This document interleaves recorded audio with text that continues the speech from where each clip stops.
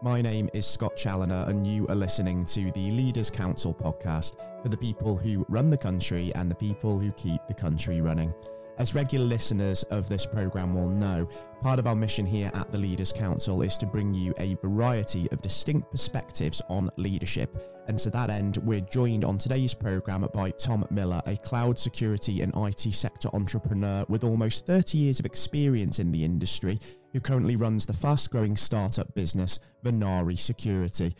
Tom, very warm welcome to yourself today, and by all means, thank you for joining us on the programme. Yeah, thank you, Scott. Yeah, it's an absolute pleasure welcoming you onto the show, Tom. And obviously, we're going to be talking about kind of you and your business today, but interestingly as well, we're going to be talking a little bit about sort of your passion for sport, particularly boxing, which has obviously opened up a range of lessons that are applicable to the business world to you. And obviously, we'll be talking about that and some other things that leaders of today can learn from the ring and from other sports, and how they can be applied into sort of growing your business and being successful. But what I want to start with is your sort of journey into sort of leadership. I mean, you've been in the industry for quite a long time now. Did you always kind of get the sense early on that going and founding your own business, being entrepreneurial, let's say, was going to be the path forward for you? Yeah, I mean, I think that sort of going all the way back, I mean, I you know, my passion really when I was at school was, I'm dyslexic for first thing first. I sort of struggled with a lot of schoolwork and what have you. But, you know, I wanted to be a professional sports person. That was it. You know, I was born and bred in New Zealand, and the rugby and the cricket were sort of the things that I was most passionate about. So, you know, I wasn't, you know, blessed with a strong academic background, but, you know, from what I learned from, you know, my passion for sport was what sort of led me to the path which has become being a leader in business today. You know, in fact, my first ever job was actually, you know, was selling encyclopedias door to door. I thought I was going to an interview to go and look at selling security systems. You know, it was sort of laced with some trickery, if you like. But actually, what I found in that environment was that there was a lot of structure and repetition and practice that kind of, I didn't really appreciate that at the time, because I kind of, like a lot of people out there, you know, knocking on doors and what have you, you kind of think, you know, you're at the sort of bottom of the tree sort of thing. But in fact, when I look back on that, all of those lessons that I learned at those sort of very early stages of my career, and I count that job as being really one of the foundational things that sort of set me on my path to being successful, and sort of going through it again, the repetition, the structure, and the practice that you had to go and do to become a good encyclopedia salesman. You know, really, I think will sort of come through and through as we go on. So yeah, I mean, so in that kind of environment, you are, you know, you're kind of set as your own boss, really, and sort of that really did set me up for that. So, you know, I came to England and then got a job working, you know, for an IT company, and you know, quickly became their sort of top salesperson. And again, that was a sort of a high performance environment. I didn't realize again at the time, very structured, very sort of old school, let's say, in terms of, you know, the way the sort of rules around selling were delivered to you. But again, it was a structured, what I call now, looking back on all these things, is sort of a high performance structured environment that required a lot of practice. And so yeah, leading myself into that, you know, I set up my own company not too far after that in 1995, and you know, I quickly grasped onto the, you know, I hadn't gone to a single you know, management training course, nothing. I had not a qualification to my name, and you know, I just through you know, the aspects of my life which I think have excelled me into being, you know, a good business leader are the things that I sort of learned in the early days of you know, the rugby and the cricket. It was really about sort of team over talent. Those types of attributes would be the sort of single thing that I kind of aligned to. But you don't, again, when you're a young person, you don't realize that you're in these environments and you're in them for a reason, because they want to make you the best thing you can be. And, you know, I didn't know how to run a business when I was, you know, 21 when I set it up. And, I made mistakes, all the way along. And, thankfully I was so good at relationship management. I had a good product or had a good service, and I didn't let people down. And pretty much that was what sort of, set me on my way, really. But I pay all of the, all of the credit to the sort of training that I had when I was younger. And again, it would be around structure, repetition, and practice. So yeah, that would be, yeah. And then coming on to, the next phase is I built that company up to being, a multi-million-pound organisation. I exited and sold that business for, what was then a record multiple at the time of 18.2 times earnings to a private equity firm, a venture capitalist firm. And then I went on to invest in, other startups. And so I've seen a whole range of things. And, I would say I probably put my journey to Venari through a number of things, starting off early stages, again, structure, repetition, practice, leading me to being good at sales in another organization here in London, taking that on, learning from every mistake I made, hopefully didn't repeat them, probably repeated a few, promised myself not to do it again, sort of thing. But all the way along through strong relationship management, being a good bloke, sort of thing, being a good guy, to saying what doing what you say and saying what you mean, always to customers and staff, was a real big part of what sort of set me on my way. So, coming at that, we had Venari, which is a startup which I'm now running as CEO, but we're well funded, great management team and what have you. But we can maybe talk about that in a little bit. But that's my journey to this end was very much around those sort of key attributes that baked in at a very young age. Yeah. And it seems that they've all sort of had a real significant influence on you as a person and sort of helped develop you into the entrepreneur that you are today. And given the influence that all of those things have had, how would you sort of describe your personal leadership style now that you're at the helm of a business?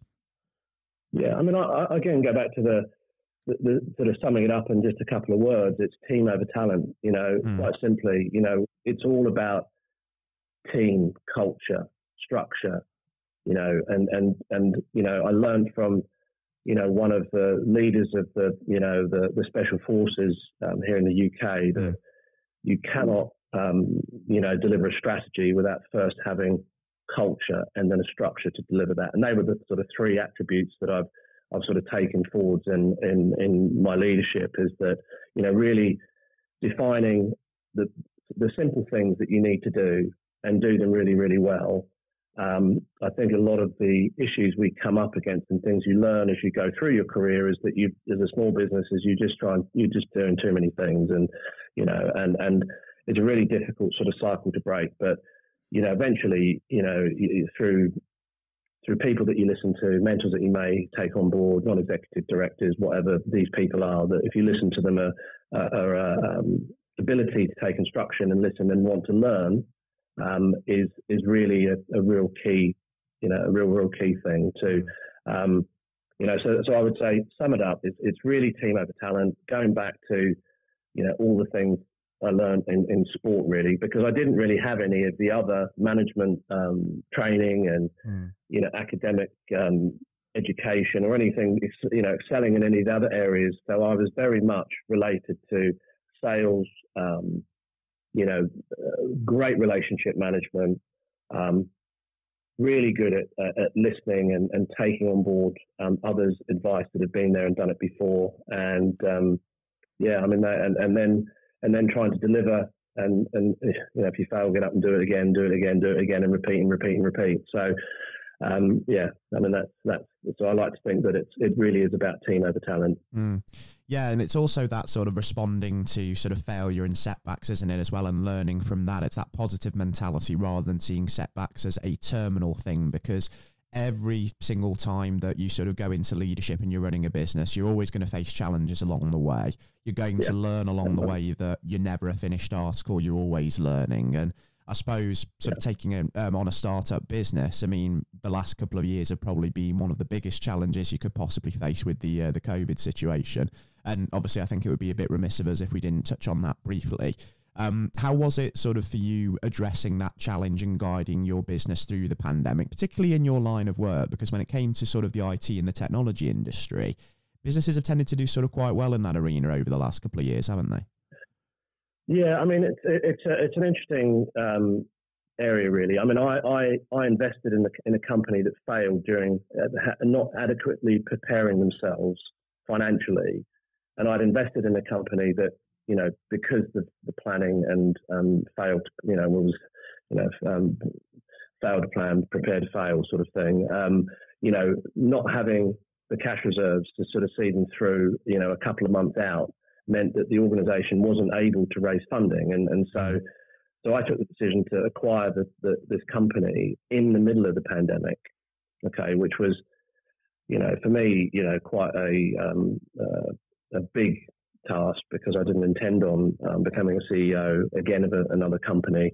But unless someone was going to go in and save this great technology business and great gap in the market and be able to do something with it, we were all going to lose our money, which was a fairly significant amount of money that we put into the organisation. So we started the business in the pandemic, and really from putting together the planning, I was thankfully blessed with, a lot of startups don't have the experience that I had when I started this, and having learned all of the mistakes of the past and all the successes that we'd also achieved and learned from those things as well, I was able to bring together, a fantastic.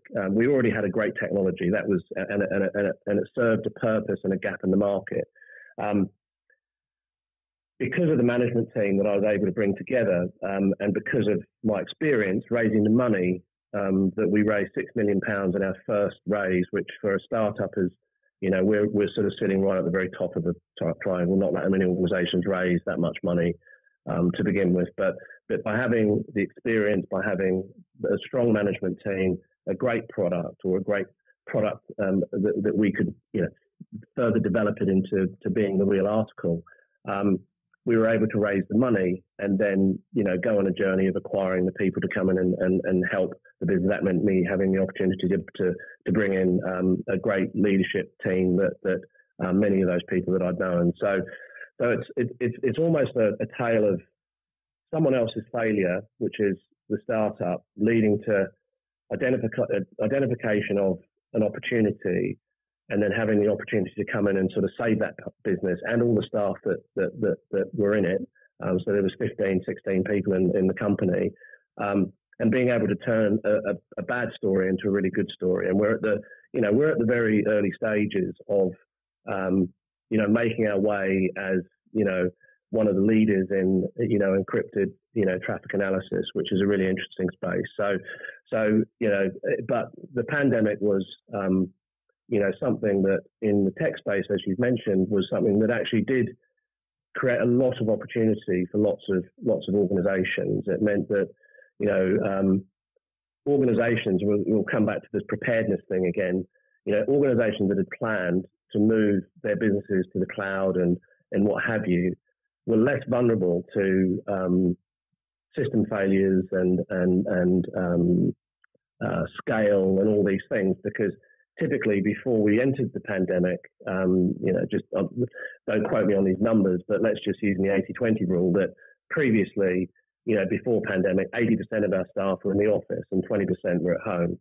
We'll flip that on its head in the pandemic. 80% of the people were at home, but more, and 20% of the people were in the office. And unfortunately, for a lot of the companies that hadn't prepared for, thinking about resilience and what have you, those companies that had adopted cloud and other third party or a sort of a cloud first strategy were leveraging the scalability of the cloud and what have you, and leveraging other people's technology, whereas organizations that hadn't prepared and planned appropriately, not saying people probably could have done for the pandemic, but were left with a situation where systems were overloaded, VPN boxes and stuff couldn't cope with 80% of the staff coming in rather than 20% of the staff. Organizations were running to migrate to the cloud really quickly. That opened up a whole host of security vulnerabilities as people moved really quickly. It just changed and shaped the way where we are today. And as we well know probably now, organisations have learned to have this kind of sort of hybrid model. And who knows whether we're going to go fully back to working in offices. It's an interesting thing, and I think it's a sort of a some companies, and depending on their leaders, I think everyone's heard the sort of Elon Musk quote recently, and most other companies are not doing that. They're leaving the freedom to the individuals. And I think as we go through this step change in technology, yes, there have been a huge amount of organisations that have really benefited from this. But I'd like to think that organisations as well have learned, and I would say that I was probably the person that would be wanting to be in the office. I'd like to create culture and build teams in these environments, and we were unable to do that during the pandemic. And so it's led to learning, new skills, and I think those skills are going to be the ones that sort of take us forward. The new next generation of kids and stuff growing up, they want to consume anything on anywhere, anytime. I don't think they believe they need to. I don't think they believe that. I think most of them think they can make a fortune from TikTok or having loads of Instagram followers. And clearly we know there is only a few people that probably out of all the people make significant money out of things like that. But the thing is, the younger generation have a different view, and they've all lived through this pandemic. And I don't think being cooped up in offices is going to be the way forward. But as I say, from a security perspective, it's changed the dynamics. It's changed the way companies look at resilience, look at operational resilience in its entirety. Planning, let's come back to planning and practice. And we'll get on to the sporting things. I've mentioned that from the very, very top. But, I think, planning, it's all about planning and practice for me. Yeah, absolutely. And you mentioned, of course, the sports thing. We will be getting onto that very, very shortly, because something that became apparent during the pandemic as well is that we became far more aware of work-life balance and not being cooped up in sort of office spaces, houses, actually getting out, spending time in the outdoors, going and doing things. And for you, I mean, obviously that's been through sport, through boxing, and obviously as much as sport can sort of help us out physically, it's the mental benefits as well that have proven especially helpful for you, Tom. What kind of sort of lessons have you sort of taken from boxing, and how has it sort of changed you as a person? Yeah, I mean, I think the things that have changed me is, I think, it's one, you have to look after. I think, I'm sort of blessed with always having played sport, and I don't know that not everyone has done that, and I appreciate that. But I think getting back in the gym and realizing that, through the pandemic, and actually I was doing it before the pandemic, but really realizing that your mental health, and it was tough for a lot of people, and I think we had it a lot better than some of our friends and what have you, who and so I really think that getting back and being able to use a sport like boxing, because you're in this kind of little bubble for the period that you're in there, and the training is really intense, and as long as you're aware that you can run at your own pace, but everyone's trying to push you the whole time. And what you get in the environment that's created, if you're in a good gym, which I was that you have this kind of. It reminded me of the rugby sort of dressing room, or the team that was around you. It didn't matter whether I trained with professionals, amateurs, and keep fitters, like I would call myself a keep fitter, and it didn't matter. We were all on the same level, and everyone was sort of, not so much high-fiving or any of that sort of jazz, but really you felt like you were part of a family, a team, and everyone wanted the best for you. So it was, if you're the, sort of overweight person, which I was when I started doing it, really struggling at, high heart rates and what have you, everyone was behind you to push yourself to do the next push-up, the next squat, the next, burpee, whatever it was that you were doing. But it never came with a, you're not as good as us type feeling, or, and I really mean that's the way a good boxing gym is run. So I think from that, the mental health aspects that come into that of working as hard as everyone does, and I think a lot of people had pandemic start. I mean, for me, it was a startup. We were really working every hour that we could. By having that kind of sort of 2-hour release, twice a week, that became sort of 4 times a week, really was, I can't even tell you how valuable that was. And I've seen people inside that gym who have had bad past and have been locked up in prison for doing really bad things and have really turned their lives around. So seeing the fact that we walk in there all as equals, I'm not an entrepreneur, I'm not this, I'm not that, I'm just like the guy standing next to me training, and being able to sort of understand that is helping him as much as it's helping me, really did a hell of a lot for me. And I think that, and I owe a huge sort of debt to boxing. And I think that, that's going to be part of what I do, try to help in the future by sort of changing and turning lives around. That, once you see that someone's, done some bad things, but actually they've improved as a person, improved their goals in life, they've got jobs, they're working hard, and they're using that boxing to keep them on the track. There's a hell of a lot you can do with that. And I think the people that I've been working with in particular have done, they're like supermen to me. I mean, they're absolutely, some of the best people I've ever met. And are there some of those positive elements that you've learned from the gym, like everybody going in as equals, keeping each other on track, motivating each other, the mental benefits, are they also translatable into sort of the business environment, and you take that back into the workplace? Yeah, of course. I mean, I think, what you find when you go in, and I go back to the first thing about the encyclopedia, is sort of structure, repetition, practice. It's the same thing. Every single time you enter the gym, you're kind of getting yourself warmed up. You're doing some strenuous exercise. You're on the pads at the end. You're doing your abs at the end. And it's kind of just and it's just and when you get ready to go into the ring, that's another step up, because for the first time you're going in. You're going in a boxing ring with another person, similar, same size to you, that's there to hurt you basically, and nothing gets you more prepared than for thinking that you're going to get punched in the face, and what are you going to do about it? And so it is really about repetition, practice, and I always get surprised as to how little sometimes people actually practice in business. How do they practice their pitches? How do they, when they're doing their business planning, how much do they go and seek external advice? What are all the ways you could fail? People often look at all the ways you can win rather than look at the ways you could fail. And I'm kind of at the other end of it, thinking, how am I going to lose this deal? How am I going to, not get this money coming in? How am I, what things could happen that could prevent this happening? And I think, so I think for business leaders, you need to sort of flip it on the reverse. It has worked for me. Maybe it's not going to work for everyone, but I really believe that, if you're going to go out and present something to someone, you practice your pitch, you practice, you adapt, you change, you practice again. And it's kind of, and that also, without people knowing what they're doing, and going all the way back to me not really knowing what I was doing when I was being told to sell encyclopedias or go and knock on someone's door,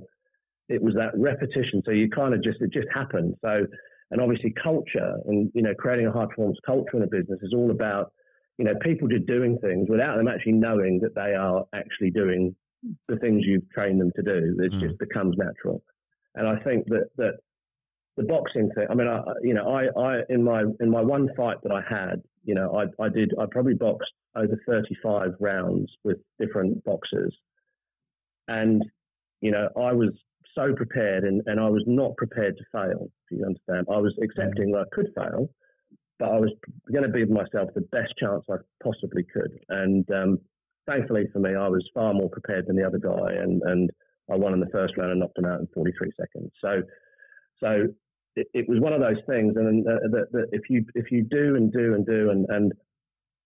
that's the lesson that you can take from boxing, is to take that repetition and practice. And again, you probably heard me say this time and time again, because these are words that I think business leaders need to to really bring into the everyday life of their environments, because I think that's how you create really good culture within an organisation. This goes to show what leaders can really learn from not just boxing, but also sport in general, isn't it? That sort of prepare, train mentality. Just repeat that process. Just make sure that you are ready for things. And it is staggering, isn't it? Just sort of how few do sort of prepare in that way. It certainly is, and certainly something to consider for anybody tuning into to this podcast today.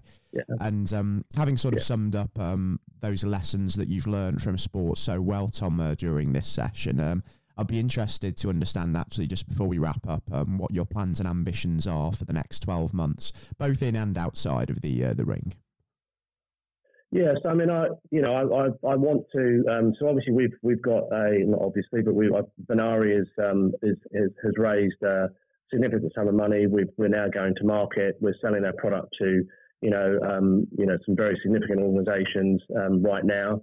We're running into a second round of funding, which we want to complete by the end of the year, and so that's really important. It's a really important milestone for the organisation. That will provide the things that we've learned over the past 12 months or 18 months since we've had the organisation. We've learned an awful lot about the people, the technology, the market, the changes. And we're putting all of that into our plan to take us forward into the next 12 months. And so, really this year is about getting the technology proven inside of, some fairly significant organizations and brands. And then next year is about rolling it out to the more general market. So there's a lot of activity going into refining our messaging, getting our partners. So we're very much a partner driven. We will be very much a partner driven organization. So really enabling those organizations to understand really, really simply about our value proposition and be able to position it for their organizations. So we've got, a lot of work to do with those partners and training sales teams to be able to take our platform and implement it in their organizations. I mean, outside of work, it really is. I have 5 children. We're a busy place. It's trying to make sure that I spend and I'm not so selfish with my time, that I get to spend good quality time with the family, and making sure that sort of work-life balance, which sometimes can feel like it's disappearing a little bit, making sure that you always go back to the thing that sort of got you here in the first place, which is the support that you have around you every day, which is generally your family. I think that's my 2 sort of concentration points, and then obviously getting back in the gym and getting back to boxing. Yeah, absolutely fantastic. And you're so right about that work-life balance. I mean, it's so important, even as leaders, that, we take that time out and lead by example on mental health and well-being. It is so critical. And best of luck, of course, with the business, Tom, and also the boxing side of things. And with all of those big plans in motion on the business side especially, I'd love to perhaps even catch up at some point in the next year and just see how all of that's coming together. Fantastic. Yeah, I'd love to do that. Yeah, it's been brilliant. Thank you for your time today, Tom. It's been an immense pleasure welcoming you onto the programme today. And by all means as well, do take care and stay safe with all that is still going on as well. Thanks very much. It was indeed an immense pleasure welcoming Tom Millar from Venari Security onto today's show. And I do hope that everybody tuning in thoroughly enjoyed today's interview. Just for everybody listening in today, if you have heard Tom's story and you feel that you have your own to come and share with us, then we do want to hear from you. So why not also apply to be on the programme via leaderscouncil.co.uk/apply and share that story with us and the wider world. For now, you've been listening to your host, Scott Challoner, on today's episode of the Leaders Council podcast. Please do take care and goodbye.